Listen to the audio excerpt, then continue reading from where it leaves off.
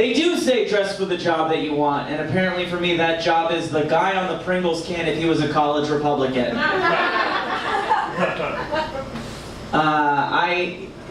Pride happened recently, and it just amazes me that there are people who still think that sexuality is a choice, because I am a short, chubby, bearded dude.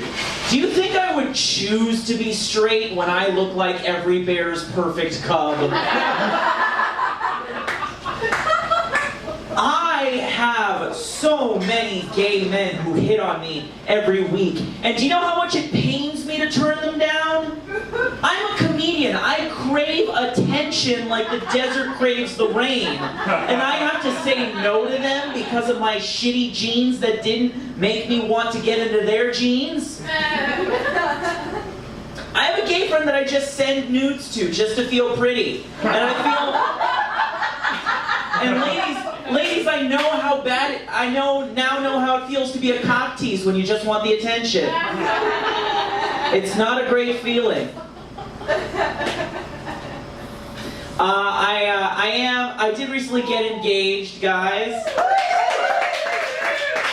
Somebody decided to commit to this mustache for life. I got her a diamond. I decided to do the old-fashioned thing. I got her a diamond. I wanted to make sure it was a conflict-free diamond, though, because, you know, I consider myself an activist, and I want to make sure that my luxury is not built on others' suffering. But when I went to go pay for the diamond and saw how much it cost, part of me thought, I kind of wish somebody had died for this. Because when you're throwing around that much money, you kind of wish you had the power to decide who lives and who dies.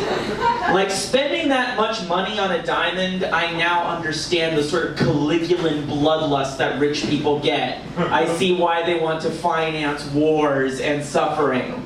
As a day job, I work in post-production, and I sometimes get fancy meals paid for by movie studios. One time, I was at a steakhouse, and I got a piece of Kobe beef, which was beer-fed, so they took an animal and they force-fed it beer, and didn't even try to fuck it after all that effort getting it drunk, which I think is a little rude. But then on top of that beer-fed beef, they put foie gras, which, if you don't know, is when you force feed a goose until its liver gets fatty. What is a medical condition in humans is a delicacy if it's a goose. So this is just like suffering on top of suffering. But damned if it was not the most delicious piece of evil I have ever consumed. Like, I wanted to see if maybe it could be even more delicious. I was just like, can you get the dishwasher's son to come and cry onto this because his dad can't pay for his college? Ooh, what's that garnish? Is it sea salt or the bitter tears of a dream deferred? It's delicious.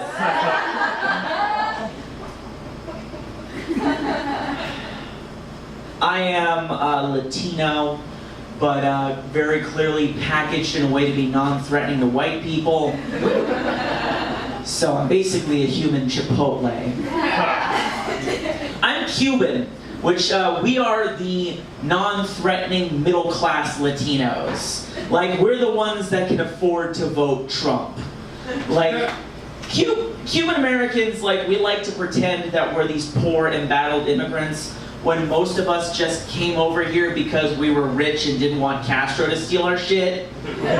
Like, my grandmother and grandfather were a lawyer and a banker. They were basically the Juan%.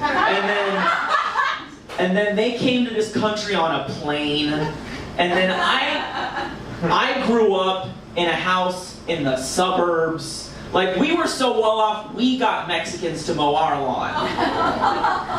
And then, of course, you know, I had a pool in the backyard growing up.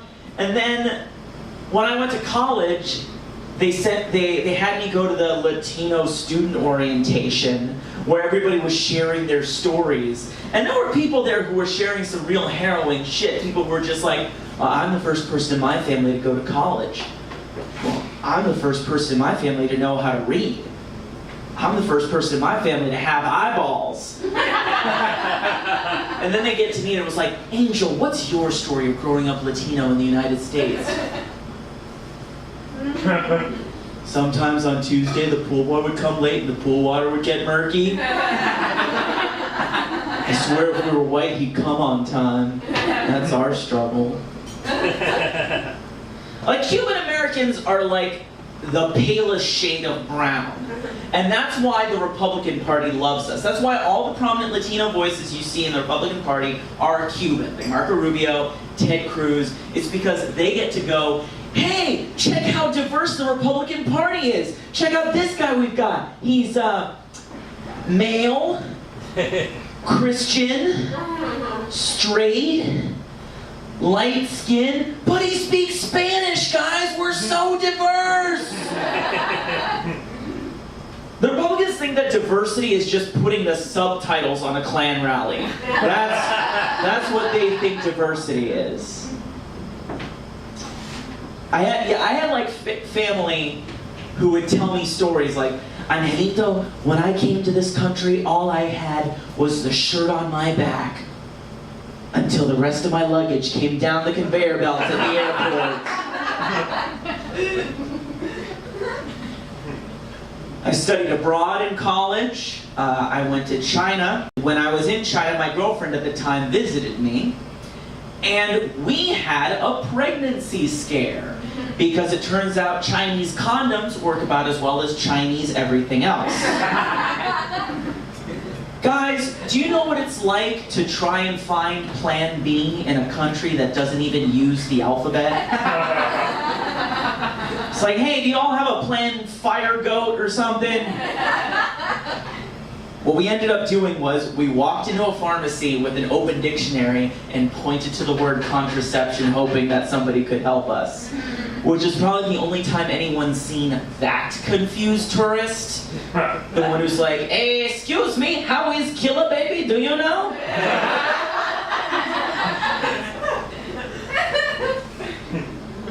I actually do speak Mandarin, and it's always interesting to see how, in America, how Chinese people react to seeing me speak it. I once went into a Chinese restaurant, and then I saw the entire waitstaff was speaking to each other in Mandarin, and I was like, oh, sweet, I got this. So I go right up to the counter, and right after that I'm like, hey, 你好, 你怎么样? 请来一份麻婆豆腐. And then the whole staff went dead silent. And like a wave of panic washed over them as they realized that I understood everything they said for the last 5 minutes. Now, who here has worked food service jobs? Just round of applause. Okay. Now, if you could just take for granted that all of your customers could not understand a single thing you said, what kind of shit would you be talking all day? Like, you'd just be like, oh, look at this fucker with his shirt. He doesn't know I didn't wash his hands before touching his fried rice. And then some pudgy white kid comes in and ruins your fun. I wasn't eavesdropping on them, but I felt like in that moment I was given a power that I should use. Like, I wanted to go to that restaurant's Yelp page and leave a review that's like, yeah, the food was good, but that busboy's got to take his brother to rehab. Sounds like he's got a real problem. I got some good news, guys. I finally got on some new antidepressants. How about that? I was on Wellbutrin, and then now I'm on Celexa. And I didn't like the Wellbutrin because it was making me anxious. But every time I told my doctors that I wanted to change, their reflexive response was always, well, you know, Wellbutrin's one of the few antidepressants that doesn't have sexual side effects. Which basically sounds like a medical professional saying, yeah, Angel, I know you want to die, but how you gonna get that dick wet, bro? Like, number one, I'm already on antidepressants. I think I've proven that I shouldn't reproduce and leave like a string of chubby, depressed Latinos to populate this country after me. And then I did switch to the Celexa, and I found it did have sexual side effects, but it wasn't that I can't get it up. It's that it takes me a little longer to finish. Which isn't so much a side effect as it is a gift. Like, what kind of warning are you going to put on the label for that? Like, caution, you might actually satisfy a woman for once. All right, I was hoping for a stronger laugh than that, but give it up for the female orgasm, everybody. I'm Andrew Castillo.